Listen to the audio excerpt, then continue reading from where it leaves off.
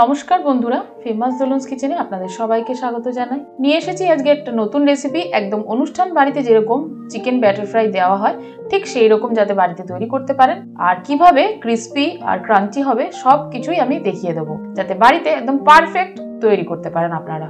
তাহলে আজকের রেসিপি যদি ভালো লাগে অবশ্যই কিন্তু শেয়ার করে দেবেন আপনাদের আত্মীয় বন্ধু বান্ধবদের সাথে। আসুন আজকের রেসিপিটা তৈরি করা যাক।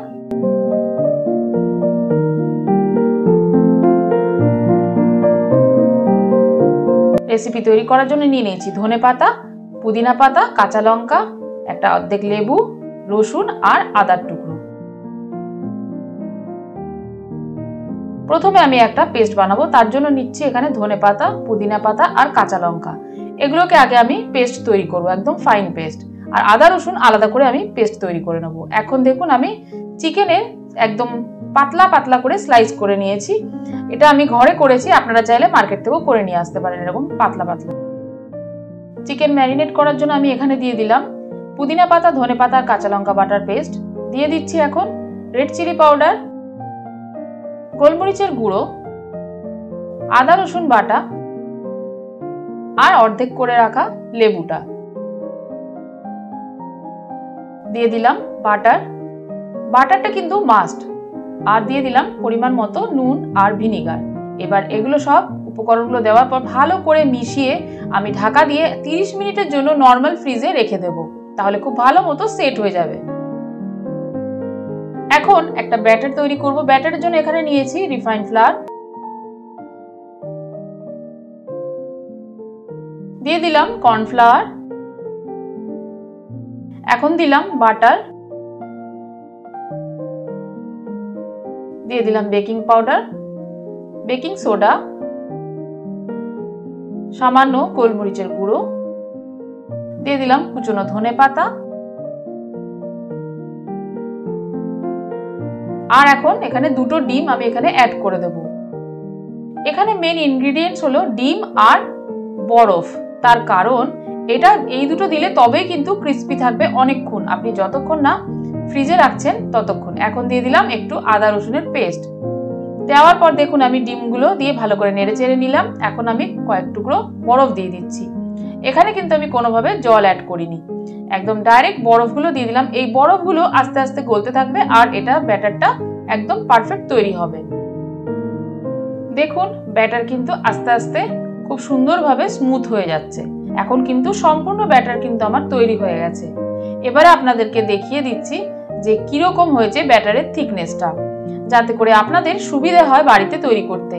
এইভাবে এই টিপসগুলো কিন্তু ফলো করে আপনারা তৈরি করবেন, দেখবেন পারফেক্ট কিন্তু চিকেন ব্যাটার ফ্রাই বাড়িতেই তৈরি হয়ে যাবে। দেখুন আমি চিকেনটা যেই দিলাম আর এই যে এপিট ওপিট করে নিচ্ছি, দেখুন এপিটেও দেখা যাচ্ছে না এবং ওপিটেও দেখা যাচ্ছে না। চিকেনের কোটিংটা কতটা সুন্দর হয়েছে। ঠিক এরকম কিন্তু ব্যাটারের কনসিস্টেন্সিটা আপনারা রাখবেন।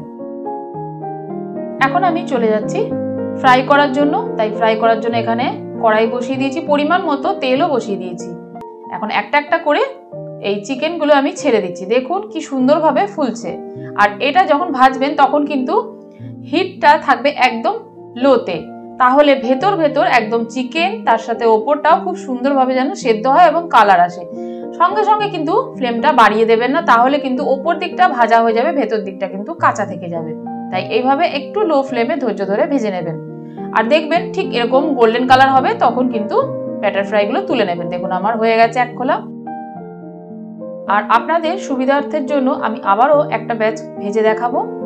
আর আমার চ্যানেলে কিন্তু অলরেডি ফিশ ব্যাটার ফ্রাই এর রেসিপি দেওয়া আছে, আপনারা চাইলে কিন্তু দেখে নিতে পারেন। আমি ডেসক্রিপশন বক্সে সেই লিঙ্কটা দিয়ে দেবো, অথবা আই বাটনে দেওয়া থাকবে, সেখান থেকেও দেখে নিতে পারেন।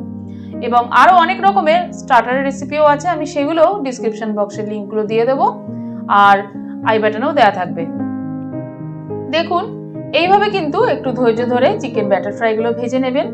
আর এটা ভাজার পরেও কিন্তু একদম মিয়ে যাবে না। আমি যে টিপসটা বললাম বরফ আর ডিম, জল ব্যবহার করবেন না, তাহলে কিন্তু খুব একটা ভালো হবে না রেজাল্টটা। একদম পারফেক্ট যে অনুষ্ঠান বাড়িতে যেরকম হয় ঠিক সেরকম হবে না। এখন আমি গরম গরম পরিবেশন করছি টমেটো সসের সাথে। আপনারা চাইলে আরো অন্যরকম কোনো যদি সস পছন্দ করেন সেটাও কিন্তু এর সাথে সার্ভ করতে পারেন, তবে আমার মনে হয় এর সাথে টমেটো সসটা সব থেকে বেটার। তাই আজকে আমি টমেটো সসের সাথেই সার্ভ করলাম। আর আমি আপনাদেরকে একটা চিকেন ব্যাটার ফ্রাই একটু ভেঙে দেখিয়ে দিচ্ছি কত সুন্দর হয়েছে। ঠিক এইভাবেই আপনারা বাড়িতে তৈরি করবেন, আশা করব আপনাদের সকলের ভালো লাগবে। আর আজকের মতো এই পর্যন্তই, আবারও একটা নতুন রেসিপি নিয়ে আপনাদের কাছে চলে আসব। তার জন্য কিন্তু সঙ্গে থাকুন, সুস্থ থাকুন, ভালো থাকুন। আর ভালো লাগলে লাইক ও সাবস্ক্রাইব করে বেল বাটনটা প্রেস করে আমার সাথে থাকবেন। ধন্যবাদ।